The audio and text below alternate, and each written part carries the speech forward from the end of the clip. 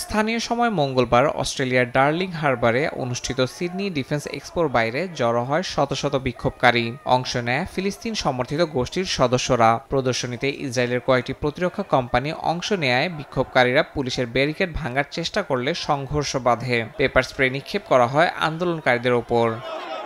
New south Wales police জানায়, বিক্ষোভকারীরা নিয়ন্ত্রণ রেখা অতিক্রমের চেষ্টা করায় কয়েকজনকে আটক করা হয়েছে। বোতল ও ব্যানার ছুড়ে মারায় কয়েকজন পুলিশ আহত হন। এ প্রদর্শনীতে যুক্তরাষ্ট্র, জাপান, ফিলিপিন্স, সিঙ্গাপুর সহ বিভিন্ন দেশের নৌ ও কোস্টগার্ড প্রধানরা অংশ নিচ্ছেন।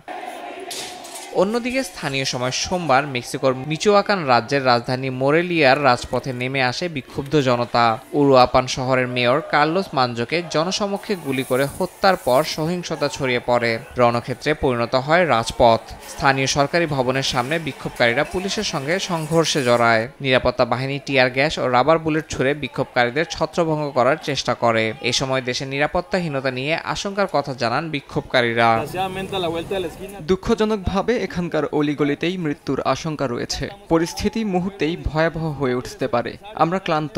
কেউ যদি নিজের ব্যবসা গড়ে টাকা উপার্জন করতে চায়, তাহলে এই কার্টেলগুলো কিংবা এই অভিশপ্ত সরকার নিজেরাই তাকে ধ্বংস করে দেয়। আমরা এই অন্যায় অবিচারে একেবারে অতিষ্ঠ হয়ে গেছি। ডে অব দ্য ডেড উৎসব চলাকালীন হত্যাকাণ্ডে আবারও সামনে এসেছে মেক্সিকোর মাদক চক্র ও চাঁদাবাজির ভয়াবহ প্রভাব। বিশ্লেষকদের মতে এসব ঘটনা দেশটির নিরাপত্তা পরিস্থিতি ও প্রশাসনিক নিয়ন্ত্রণের দুর্বলতাকে আরও স্পষ্ট করে তুলেছে।